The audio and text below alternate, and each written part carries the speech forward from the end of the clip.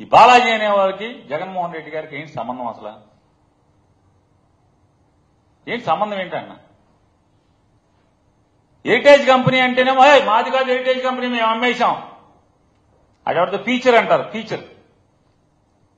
జగన్మోహన్ రెడ్డి గారి కంపెనీ భారతీయ సిమెంట్స్ అమ్మేసి కూడా ఛానల్ అయిపోయింది. పేరు అదే ఉంది తప్పితే వికాట్ అనే ఫ్రెంచ్ సంస్థకి ఎప్పుడు అమ్మేశారు. దాంట్లో పనిచేసేవాడికి జగన్మోహన్ రెడ్డి గారికి ఏంటి సంబంధం? జగన్మోహన్ రెడ్డి గారి దాంట్లో ఎంత వాటాని అంటే ఎవడో కూడా జగన్మోహన్ రెడ్డి గారిని అరెస్టు చేయడమే లక్ష్యంగా మీరు పైనుంచి కిందకి ఇటువంటి దొంగ సాక్ష్యాలన్నీ కూడా పోగేసుకుని ఎక్కడ ఆధారపూరిత పేపర్ ఎవిడెన్స్ కానీ పేపర్ డాక్యుమెంట్ కానీ లేకుండా వాణ్ణి కొట్టి బెదిరించి సంతకాలు పెట్టించి అదే వాసుదేవరెడ్డి 3 సార్లు కోర్టుకు కంప్లైంట్ చేశాడు, నన్ను బెదిరిస్తున్నారు కొడుతున్నారని చెప్పాను. చివరికి అతన్ని పిలిపించుకుని లాలూచి మాట్లాడి నిన్నేం చేయను, నిన్ను సాక్ష్యంగా పెట్టుకుంటాం, నిన్ను ఈ ఆంధ్రప్రదేశ్ రాష్ట్రం నుంచి ఏ కేసు లేకుండా వదిలేస్తామని చెప్పి అతన్ని లాలూచి మాట్లాడుకుని అతనితో ఒక కన్ఫెస్ స్టేట్మెంట్, కన్ఫెషన్ స్టేట్మెంట్ అనేది న్యాయస్థానాలు పరిగణలో తీసుకుంటే లేదు. వాదనలో చూసుకుందాం. మీకెంతసేపు ఏంటంటే కేసు నిలుస్తుందా లేదా కాదు, జగన్మోహన్ రెడ్డి గారిని చంద్రబాబు కన్నా ఒక్కరోజు లోపల ఉంచాలి.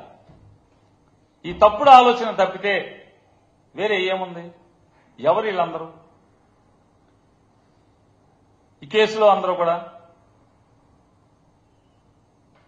ఎంతమందిని మీరు అరెస్ట్ చేశారు? అరెస్ట్ చేసిన వాళ్ళందరినీ సీక్వెన్స్ అంతా కరెక్ట్ గానే ఉందా? అంటే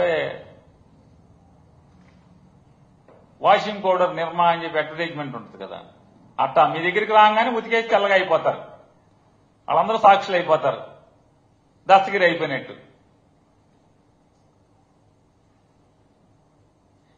ఎందుకు చాలా మంది ఇందులో అరెస్టులు అవ్వట్లేదు? ఎందుకు అవ్వట్లేదు? డిపార్ట్మెంట్లు వదిలించి పంపించేస్తున్నారు ఎందుకని? రాష్ట్రం వెళ్ళిపోతున్నారు ఎందుకని? అంటే జగన్మోహన్ రెడ్డి గారికి వ్యతిరేకంగా ఎవడైతే మీకు ఎక్కడ సంతకం పెట్టమంటే అక్కడ పెడతాకి సిద్ధంగా ఉన్నారో వాళ్ళందరినీ మర్డర్ చేసిన ఎట్టా అయితే కేసులో ముద్దాయిగా ఎత్తేస్తారో ఎట్టాకి ఇందులో కూడా ముందు మీరు పెడదామనుకున్న ఒక సీక్వెన్స్ రాసి కూడా అందులోంచి కూడా మొత్తం అందరినీ ఎత్తి పారేస్తారు.